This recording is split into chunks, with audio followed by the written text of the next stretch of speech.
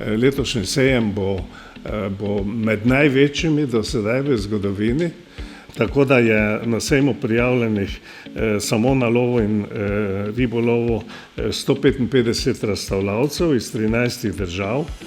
Na sejmu Naturo je še dodatno 115 razstavljavcev iz 4 držav. In pa treba je povedati, da je poleg tega še velika razstava Automoto klasika, kar na 5000 kvadratnih metrov. Pri lovcih je večna dilema o tem, kako smo lahko naravovarstveniki, če lovimo.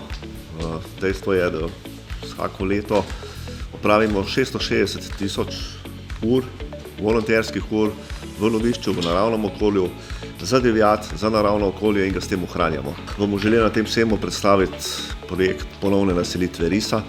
Poskusili bomo tudi s nekaterimi novimi pridobitvami, ki jih bomo prikazali, da nam bo za ljudi to še bolj zanimivo, da se bodo lahko uživeli v to okolje. Tudi nas ribiče včasih ljudje jemljejo zgolj kot tiste, ki lovimo ribe in včasih tudi kakšno ribo uplenimo in pozabi se, da so slovenski vodotoki relativno dobro vzdrževani in pa polni prav zaradi aktivnosti slovenskih ribičev. In prav zaradi tega želimo na tem sejmu dati 2 poudarka. Prvi je ta naravovarstveni in drugi je pa promocijski.